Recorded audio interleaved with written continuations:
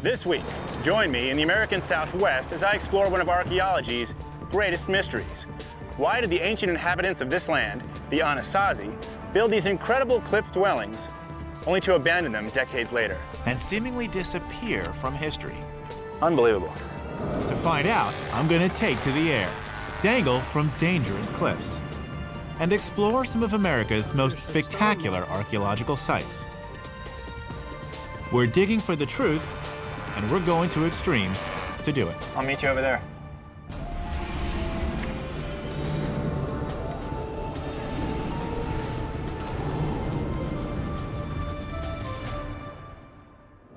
Mesa Verde, southwestern Colorado. Land of rugged canyons, soaring mesas, and some of America's most stunning prehistoric ruins. Yet ever since these abandoned villages were first discovered in the late 19th century, they've puzzled visitors and archaeologists. Pretty incredible, huh? Can you imagine building something like this on the face of a cliff and actually living up here? Hi, I'm Josh Bernstein, and the American Southwest is my home. But I've never gotten to the bottom of its most fascinating mystery until now. Why did the Anasazi decide to move to the cliffsides? And why would they then abandon this entire region only decades later, never to return? These questions are at the heart of a debate now raging between archaeologists and Native Americans. At stake is the traditional image of the peaceful Anasazi. Everyone agrees that's how they began. The people who became known as the Anasazi started to farm this area of the American Southwest as early as 1 AD. For most of their history, they lived in small, scattered villages on the mesas and in the valleys. But in the middle of the 13th century, something happened. The Anasazi began to cluster together. They built high walls around their settlements, or took the precarious step of moving whole villages onto the cliff sides. Then, fewer than 50 years later, they abandoned these homes too, leaving behind most of their possessions, as if they planned to return. Instead, they seemed to disappear from history. Were the Anasazi invaded by another tribe? Or did they succumb to drought?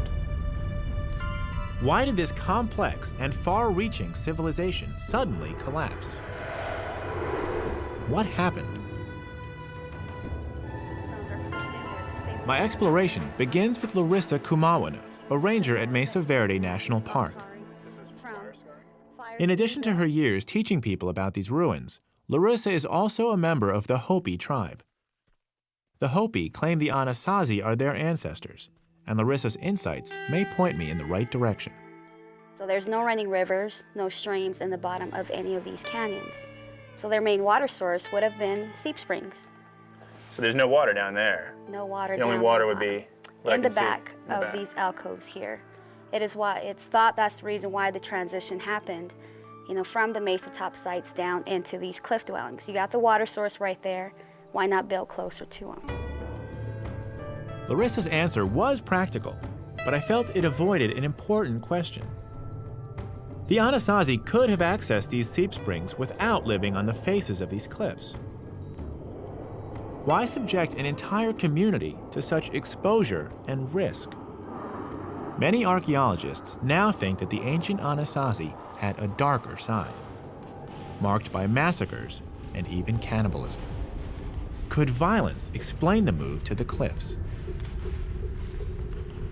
The cliff dwellings of Mesa Verde are certainly impressive, but there are hundreds of other sites throughout this region. Perhaps seeing some other dwellings would give me greater insights into why the Anasazi made such a drastic move. To do this, I need a significant change of perspective. This is a twin-seat, twin-prop, home-built experimental plane. While it might not comply with FAA regulations, its open cockpit makes it perfect for spotting cliff dwellings. These guys are now trying to work out the logistics of where the camera goes and where they fly. They don't really seem to care if we live or not. My pilot, Skip Lange. He flew P-51 Mustangs during World War II. Skip, I don't have a parachute. Neither do I, so we're even on that score, Josh. Okay. With those encouraging words, we're off. Flying in a plane that feels like it's made of rubber bands and balsa wood. This part of the Southwest is known as the Four Corners, the place where Arizona, Colorado, Utah, and New Mexico come together. It was the heart of the Anasazi homeland for more than 1,000 years. This is fun flying with the open air because you get to feel like you're actually just flying up here. Today, most of this region is covered with forests of pinyon pine and juniper. Yet 900 years ago, it was full of fields of corn, squash, and beans. Archaeologists believe the Anasazi supported 40 to 50,000 people in this area. Perhaps Larissa was right. Perhaps some of the Anasazi's water sources dried out, forcing them toward the seep springs. I'm imagining what it must have been like to move off the tops of the mesas and onto the sides of the cliffs. Talk about living on the edge. Think of the children and elderly on these cliff faces. And they did this throughout the Four Corners region, even in some of the most remote and desolate canyons. Why would the Anasazi make such a change, take such a risk? What could these massive stone walls offer them to make the move worthwhile? To answer these questions, I need to get my feet back on solid ground, where I can hike and explore some of the more isolated cliff dwellings. To help me get to these distant dwellings, I'm teaming up with Vaughn Haydenfeld. Vaughn is an accomplished mountaineer and local guide who knows these canyons and their Anasazi sites like the back of his weathered hands. Yvonne? Yeah. Nice to meet you. Nice to meet you. How's it going? It's going well. It's a beautiful day. Good. I heard you're the man who can show me some remote sites. We might be able to find something out here. You got one in mind? Yeah, I do. I'll toss that rope in the back and... Vaughn spent the last 20 years exploring the ruins of Utah's Cedar Mesa Plateau. He's played a critical role in the preservation and interpretation of many sites. He's excited to take me to one of his favorites. Wait, hold on. This section here looks a little tough. We drive in as far as we can go. The rest will be on foot. Where we're going, is it pretty far out there? Yeah. And, you know, it's a fairly difficult route in there, so... Some nice yucca blooms there. Vaughn tells me this plateau is cut by dozens of sheer, slick rock canyons where the Anasazi lived. We'll have to rappel to get down into one. All right, here we are. See where we're headed? All the way over there. Yeah. Got that lower set of ruins up against the cliff face. That's incredible. Upper set of ruins right up in there. See? Ah, right under that cliff. Yeah, yeah. That's unbelievable. People actually lived Yes. that high up. Apparently so. You know, it's an amazing thing, but people were hunkered all over in these. This is kind of that final phase before the abandonment here. So people are getting defensive and they're starting to hunker into these little spots that have water. They're defending the water. I would think so. I mean, I think that's got to be part of what's going on. You know, that they're here, they've got these towers across here. If you look right across the canyon here, we have a tower. Oh. Another collapsed tower, you know, showing that they're in control of this little spring here. Let's do it. All right. The watchtowers intrigued me. What were they watching for? One thing that continues to blow me away every time I see these sites is, first of all, how well they blend in to the rocks around them. If you didn't know where to look, you can miss it like that. You would never see that thing. And second, why would they build on the face of a cliff? It seems like the worst place to be dragging rocks and making a shelter for the night.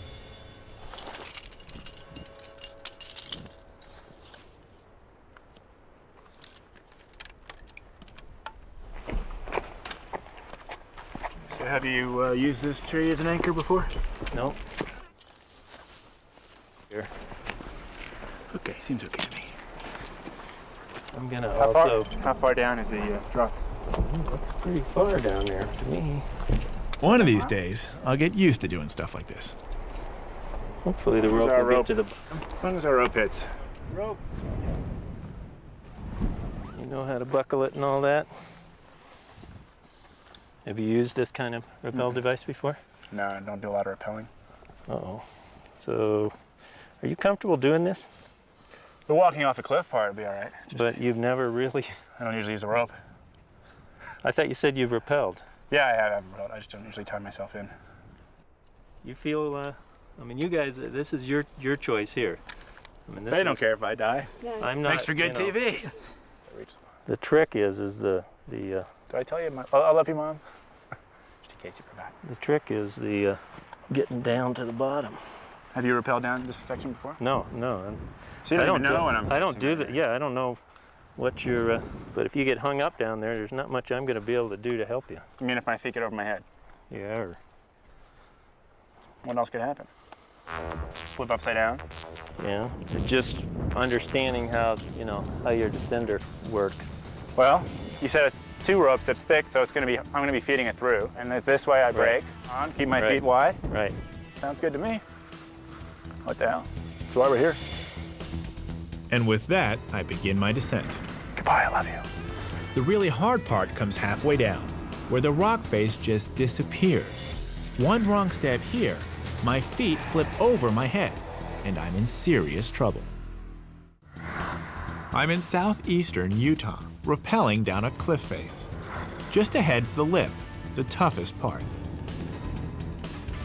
Poor footwork here will send my feet flying over my head, and I'll be left dangling hundreds of feet above solid ground.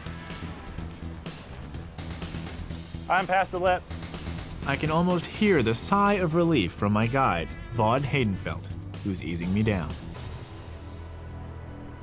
Navigating these cliffs gives me a new appreciation for the ancient Anasazi who lived in them. It's their mystery I'm pursuing out here on Utah's Cedar Mesa Plateau. Why did the Anasazi move into the cliffs and then disappear from this area 800 years ago? At Mesa Verde, I learned that Native Americans believe the cause was drought. But some archaeologists think it's a lot more complicated and violent. Look up above, the large spiral. Oh, wow. Oh, that's incredible. Yeah, it's an incredible spiral. It's a really large one. Pigment still in pretty good shape. You have a sense of what that meant? The spiral? Yeah, I've heard a lot of different stories. I'm just curious. Hopis and people who claim ancestral heritage here have, meanings to it. It might be in a migration or their people. Or this could just be the marker of these people at this site, saying, this is us. We're here. Well, the dwelling's just over here this way. Yeah, let's go down and have a look at the best part. We're coming right out to the edge of this ledge, which starts getting that kind of defensive nature. A wall here. And a good view of the tower. Greenery there, corn cobs still in the You can greenery. actually see the corn cobs. Yeah. That is incredible. This is amazing. These corn cobs are over 800 years old, and they're still here as if they were left just yesterday.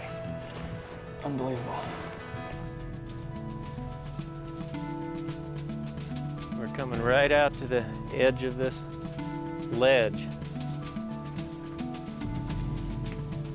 This is my favorite part of this particular site. This little end ruin.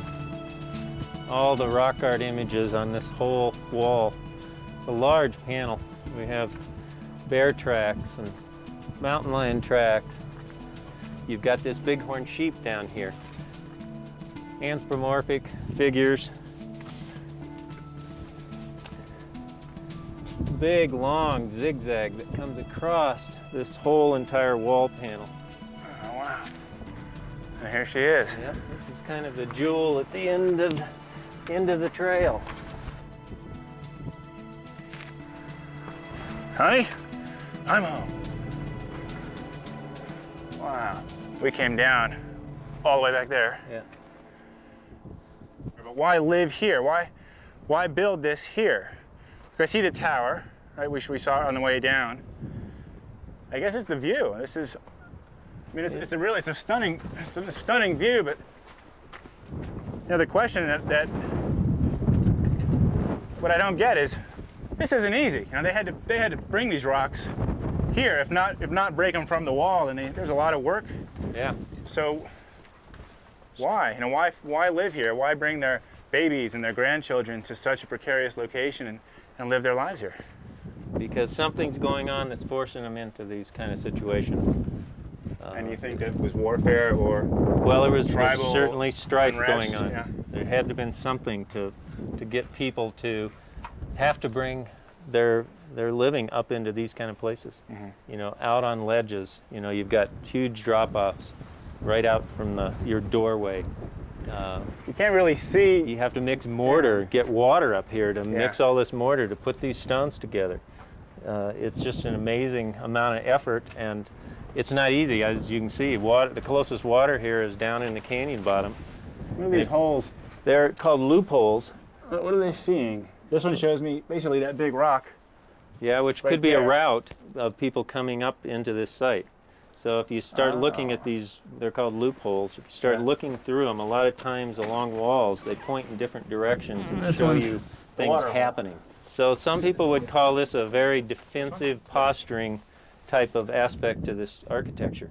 You know, it could be, you could be looking at your water, you could be looking at a ledge where somebody might come across to come into your site, possibly to attack you, whatever. So some people interpret these as another kind of defensive type of posturing in these loopholed walls. You know, this is kind of the last structure on this whole ledge system. You know, is this the final holdout right here? We don't know. And I'd like to stay longer. The sun's starting to head down over the canyon rim, and we probably ought to start heading out of here. The Anasazi's hideaway definitely felt like an outpost or watchtower. But what were they watching for? Vaughn says that their most likely enemy, the Navajo, didn't come to this area for at least another 100 years. In fact, there doesn't seem to be evidence of any other tribes around here in the 13th century. So who was the enemy? I need to find out what was happening to the Anasazi before they moved into the cliffs. It's time to visit an old friend. He's a developer near Cortez, Colorado, just down the road from Mesa Verde. There's no bigger enthusiast about the Anasazi. He's found hundreds of ruins on his land, entire villages where the Indians lived before they took to the cliffs. Hi, Josh. How are you? Hi, Archie. Good to be back. Great. You guys have been busy. Oh, we sure have. His name is Come on Archie inside and I'll Hansen. show you what we're doing. You haven't He's seen uncovered this. some Okay. pretty incredible evidence which could explain what drove the Anasazi to take refuge. A lot of new sites. A lot of them, and we've done a lot of work here. How many are you at right now? Well, we're up to about 215 sites across the property right now. And you can come out and Archie's prize site is this partially reconstructed pueblo that probably housed about 20 people, or 4 families. way over there in that kiva. So we have quite a network. It was occupied continuously from around 650 to 1150 AD. One of the most fascinating things Archie's found is a maze of tunnels that connect the communal rooms, or kivas, with the other living areas. And I've just got to explore where they go. But I find out the hard way how small these people were. The men were about 5'4", the women only 5 feet tall. Tight squeeze, Arch. At 6 feet and 180 pounds, I can barely squeeze through. And this is only the beginning of what Archie's excavations have uncovered. Look at all these pot shards. Look at this. I mean, can you imagine finding this many pot shards? And this is just a small tray sample. Look at these. Look at this. Look at this corrugated pot. You can imagine finding that, not just on the trail, but on your own property. It's stunning. I would be excited. I'd be excited if I just found this piece. But he's got buckets and buckets and buckets and buckets. Look at all these studies. Macrobotanical remains, bioarchaeology of disarticulated remains, faunal remains, disturbed sites. He's invested so much time, and the benefit is that all of us get a much clearer picture of who the Anasazi really were. And what Archie and his team of archaeologists have found is far from the traditional image of the peaceful Anasazi. Are you finding any bones in your sites here? Oh, everyone. Everyone? Yes, we did. We found several bodies over here. We found over in the end one. So the picture here was not one of a peaceful village. Well, that they didn't leave this in a peaceful condition. This is evidently the end of the trip for them. This is death and violence. There were 3 sunken kivas in this pueblo. They were once the heart of Anasazi communal life, This is beautiful. but they became the scene of horrible massacres, with strong evidence of cannibalism. Did you find any bodies or any bones in here?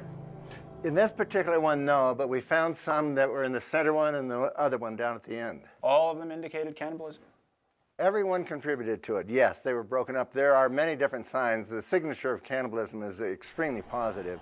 There have to be 7 particularly salient facts. They're just to numerize some of them.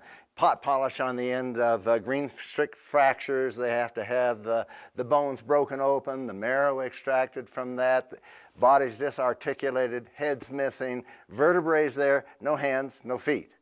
Unfortunately, This is controversial stuff. Native Americans strongly object to their ancestors being characterized as cannibals. Yet many archaeologists find the evidence in Anasazi sites compelling. They cite signs like pot polish, tiny areas of polish that form when a bone is cooked in a clay pot, and cut marks and abrasions that are identical to those seen on animals which have been consumed. What Archie was saying was that his site is full of such evidence. we had a 14-year-old male and estimated 21-year-old male, and they were butchered and probably consumed down there because they found them on parts and pieces in the fire pit and on the benches going around, etc. We reinterred what we could find in that other kiva into the wall. After the massacre, evidence suggests that any remaining residents abandoned this pueblo and moved on. What made them decide as a community, time to go? Well, I think that if I was back in that day and age and I had a marauding force come in here and wipe out an entire pueblo where I was living, stuffed bodies in the kiva and everything else, that I would think was not a very good place to live, and I think I would move. I would want more protection. So you're saying that the warfare wasn't internal. There was actually marauders coming into these communities? Well, you've opened a whole box of guesses about that one. And my guess would be that they were outside external forces. Was it a neighbor who did not have sufficient food and you had a food supply? Or whether they were people coming from Mexico, which is a big conjecture about this thing at this time. Using Archie's Wi-Fi network, I searched the web for evidence of Anasazi cannibalism. Suspicious bones have been found at about 50 archaeological sites. Not a lot when you look at the whole history of the Anasazi, but the curious thing is that almost all the evidence dates from the same period, beginning around 900 AD and peaking around 1150. These dates correspond exactly to the time when Anasazi civilization was dominated by a place called Chaco Canyon, a city as mysterious as it is grand. It's also in the middle of nowhere. Mutilated bones, evidence of cannibalism. Everything Archie Hansen said at his pueblo seems to point to something going terribly wrong in the Anasazi world by the mid-12th century. And the clues to this violence point to Chaco Canyon, the Anasazi's greatest achievement, now a desolate ruin in the New Mexico desert. On Cedar Mesa, I saw some convincing evidence that fear drove the Anasazi into the cliffs. To understand the root of that fear, I have to understand Chaco and what shook the walls of that great stone city. I need to see these ruins from above, so I've called in my friend Bubba Peters with his PPG to help get me into the air. PPG is short for Powered Paraglider, and Chaco's so big I need something like this contraption to get the lay of the land. But strong winds can make flying tricky, even fatal if I'm not careful. 80 pounds of wind machine. He puts out a 28 horsepower. One small step for man. Prop clear?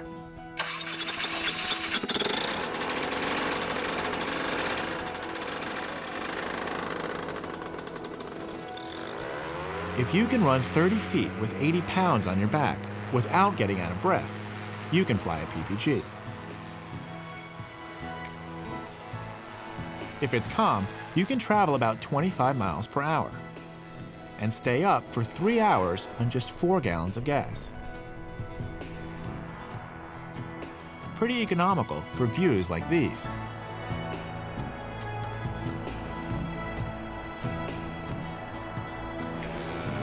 But the fun is flying slow and low. It's amazing how much you can see. That's Chaco. In its heyday, from about 900 to 1150 AD, it was a huge cultural center for much of the Four Corners.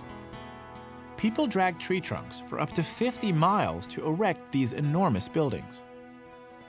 The biggest is Pueblo Bonito. It was 4 or 5 stories high, with 800 rooms. Archaeologists believe that 1,000 people lived here, in what's been called the largest apartment building in the world until the late 1800s. There's nothing like it in prehistoric North America. Once again, I feel the need to see it up close and on foot. Chaco was much more than just a city. It was a ceremonial powerhouse where people gathered from miles around to worship their gods in great kivas like these. But by 1150, the city was completely abandoned, its inhabitants scattered. Archaeologists are still trying to figure out what went wrong. Was it drought? Too many people with too few resources? Or did something more sinister take place to bring down this great city? The crumbling stone walls don't offer many clues, but the wooden beams might. I've come to one of the only intact rooms left in Pueblo Bonito. Is this really a prehistoric beam? Oh yes, this is the original roof support of this room. Wow. And we're going all the way to the center of the log? Center of the log, where the pin Drilling is. into an ancient roof beam may seem pretty strange. But when studying structures like Chaco, this is one of the most important tools archaeologists use. 18-volt DeWalt. I'm getting what's called a core sample, a little piece of wood that can help determine when this room was built. Dendrochronology is the science of dating wood by studying tree rings, and nobody knows more about it in the American Southwest than Dr. Jeff Dean. How accurate, I'm just wondering, how accurate is the data? Well, when we take this core back to the lab and analyze it, we can date the year in which that tree was cut down. Really? Yeah, like there is no plus or minus. This is, say, 1120. And it's 1120 and not 1119 and not 1121. Is that far enough? Yes. 10 minutes later, and I've got it. First we take this My out own there. piece of data to add to the scientific record. All right, let me show you what we have here. If you hold out your hand, we should produce a core from the log. Amazing. Ooh, it's warm. You can blow the sawdust away. Ooh, I dropped the core.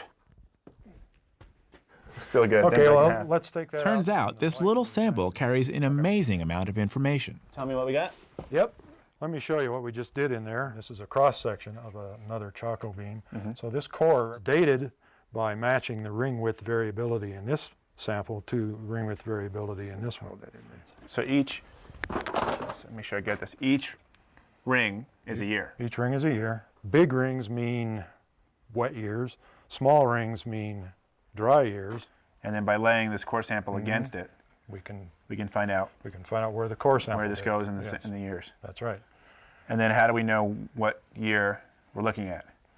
Is there a master chart that we lay this against? Yes, this is part of the master chart, and this series of ring widths in here are compared to those. And once you find a match, you can date the core. Thousands of core samples taken all over the Southwest add up to produce a graph charting the annual rainfall from 450 AD to the present. So looking at this, was drought the cause of the Chaco decline? Well, there was a major drought, and a lot of people think that drought caused the abandonment of the canyon and the collapse of the system. Do you think so? Well, I think it was part of the equation, but there are other factors involved as well. What were the others? I think there was a combination of drought, adverse conditions in the floodplain, plus the high population. Obviously, these ruins represent a large number of people. So you have these three factors that combine to trigger the abandonment of the canyon. Drought has always been a fact of life in the Southwest. The people of Chaco Canyon had weathered bad droughts before. And Jeff's tree ring data show that those droughts didn't stop the ambitious building. But in the 1100s, the drought did. Chaco is an eerie place with its own mysteries. Like, how did its priests become powerful enough to get this huge ceremonial center built? Archie Hansen said one theory is that Indians came north from Mexico. Some archaeologists think that they took over Chaco, terrorizing the people. I've been to Mexico. I know that the Toltecs and the Aztecs practiced bloody rituals of human sacrifice. I've seen the skull racks they'd fill with the remains of their enemies. Maybe this could explain why cannibalism suddenly appeared in Anasazi history. But it's just a theory. If only these stones could talk. But the Anasazi left us no written records. Was Chaco the scene of grisly rituals that spread throughout the Anasazi world?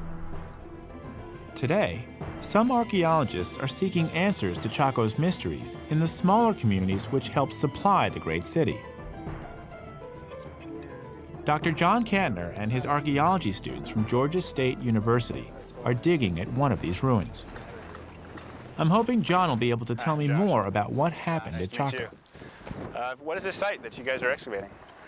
Well, this is a small household. This community here, which we call Blue Jay Community, probably had 3 dozen of these small households, maybe 4 dozen of them. And Chaco is 50 miles, yeah, give or take. It's right, exactly. That way. Exactly. How then does this site give you clues into the rise and fall of Chaco culture over there? Chaco Canyon has very little of its own in the canyon. There is a little bit of water there. They certainly could support some farming. But as far as other resources, there's just not a lot that's there. It's in the middle of nowhere. It's one of the most desolate places you'll find in the entire Pueblo and Southwest. These communities over here are much better positioned. It's a bit wetter here. There's more raw stone materials. There's more wood. And so these people here were the ones that were carrying a lot of the goods into Chaco Canyon to fuel it. Everything that Chaco did had to be fueled by people coming from outside of the area. People in small villages just like this. So the people here have what they need. People here have what they need, exactly. And what does the Chaco culture have that these people need? Yeah, that's a great question. That's what we're sort of trying to figure out exactly. I think that most archaeologists would agree that Chaco eventually becomes a pretty powerful pilgrimage center, one espousing a religious belief that these people seem to adhere to. What the Chacoans' religion was, nobody knows for sure. Many archaeologists believe it had a dark side. That could explain the instances of cannibalism and why people would walk 50 miles just to get close to its power. People believe so much in whatever it is that Chaco is doing that they're willing to carry goods to Chaco, fuel its very existence. And then I think Chaco Canyon began to do what anthropologists call materialize that religious belief system. And by materializing, what they do is they create things. You create things, and if those things are important for the religious belief system, for the rituals, for the ceremonies, then that means that it can be controlled. Other people need those things. Turquoise and shell, and for people out here, they felt they needed those things. And so in order to get those things, they had to go there, and they probably then brought things to Chaco Canyon in exchange for just a little piece of that belief system, a little piece of the religion that they can bring back here to their small communities and then help to fuel what they thought was going to be success here. As I look around John's dig, I'm reminded again that archaeology is painstaking work, piecing together answers from bits of pottery, turquoise, and bone. The simplest of questions can often take years to answer, and even then there's always room for debate. John, you've given me a good sense of how this community related to the Chaco culture, but how did it all fall apart? Well, the priestly leaders of Chaco Canyon, their power and authority was based on a belief system, and that's really all they had. So it's really a house of cards, and if any of those cards are removed, then the whole thing comes falling down. Which was the one card then that did that? In the early 1100s, there was a drought. It was a relatively minor drought, particularly in comparison to other droughts that Puebloan people have experienced, but it probably was just enough to cause the problems. But essentially, there's a power vacuum, and that leads to a lot of social chaos. But did social chaos mean violence? I asked John, was this what drove the Anasazi to take refuge in the cliffs? In certain parts of the Puebloan world, that's exactly what happens. The violence and the strife that results from this power vacuum leads people to retreat into those kinds of refuges. Moving north to places like Mesa Verde. Exactly. What John says makes sense. Think of the thousands of people abandoning Chaco, looking for shelter elsewhere in the Four Corners. Competition must have been fierce. It's not hard to imagine that it was brutal, too. It's time to put the pieces of the mystery together. But there's one last clue I need to explore. At John Cantner's dig, I learned that many archaeologists believe that the fall of Chaco Canyon around 1150 AD brought social chaos and violence to the Anasazi world.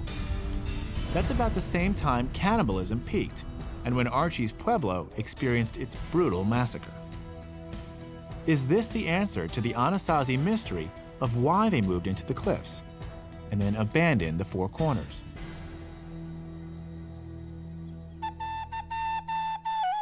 Yet there's another side to this story. Indians to the south of the Four Corners claim to be descended from the Anasazi. The Pueblo, the Zuni, and the Hopi have their own oral histories about their ancient ancestors. I've spoken to one Hopi at Mesa Verde, Larissa Kumawana, who told me that the Anasazi moved to the cliffs to be closer to their water sources. Now I'm going to hear more of the Hopi side of the story. I've come to southeastern Utah to the San Juan River to take a trip and take a look at their rock art. There's a few petroglyphs just downriver from us. And to see if I can get a feel for the culture, I've arranged for some Hopi elders to take a ride down the river with me. Hi. Hello. Are you Wilton? Wilton Kuyabuhema and Dalton Taylor are elders from the Hopi Reservation in Arizona, south of the Four Corners. Dawa Taylor is Dalton's son. Nice to meet you.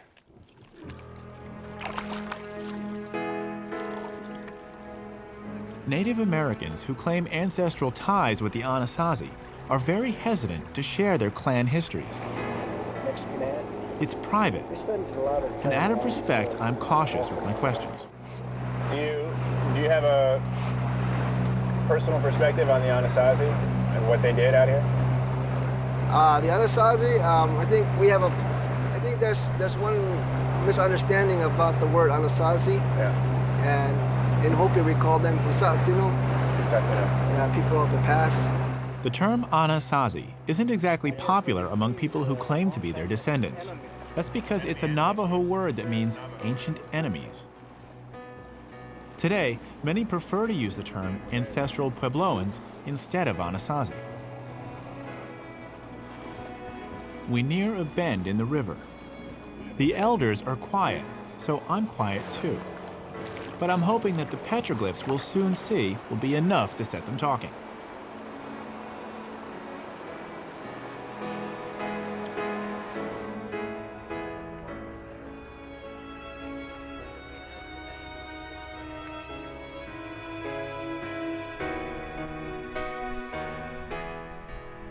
We pull up to take a look at some petroglyphs. Life-size figures pecked out by the ancient Anasazi 1,500 years ago. But they're just too old. The Hopi can't interpret them.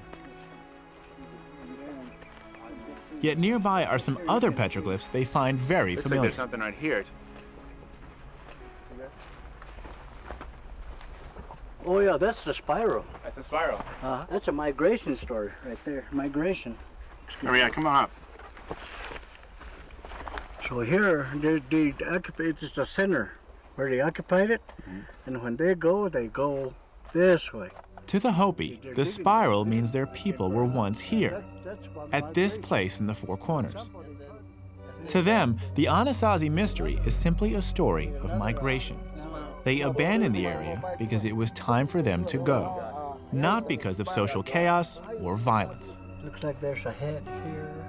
It takes several hours, but I finally feel comfortable enough to ask Wilton the toughest question of all. Wilton, were the Anasazi cannibals? No, not really. How do you know? Because from the time when the migration started a long time ago, there is no enemies. Until the second group, like Navajos and these other Paiute, they're the ones that come in and doing the warfare with the Hopi people. Because of this? To the Hopi, there were no enemies before the Navajo. It's not a new one. And they didn't come to the Four Corners until long after the Anasazi were gone. But what if the enemy wasn't an invader? And the other one is... I remember what Vaughn said to me on that remote ledge in Cedar Mesa. My opinion, there was all sorts of conflicts going on. Probably, my guess is, among people living here, not outside forces necessarily. Some people do think that there was an outside influence of other people coming in and putting pressure on these people. But my guess is it's probably people, maybe in the next canyon over. As I learned from Vaughn, Archie, and John Cantner, violence and probably warfare drove the Anasazi into the cliffs. But it's most likely that their enemy was none other than the Anasazi themselves. As for the second half of the mystery, the Hopi story of migration fits. The Anasazi didn't disappear. They simply left the Four Corners. The tree rings show that a great drought descended on this area in the late 13th century. Weary from decades of fighting, the survivors most likely did what their ancestors had done ages before. They migrated south to begin a new life. On our last stop, we visit the River House ruin. It was a sacred place for the ancient Anasazi. It still is for the Hopi today. Be alert and wake up, people. We make an offering of cornmeal. New evidence may one day settle the issue. But for now, archaeologists and modern Puebloans continue the debate, searching for clues left in the steep stone walls of America's Red Rock Canyons.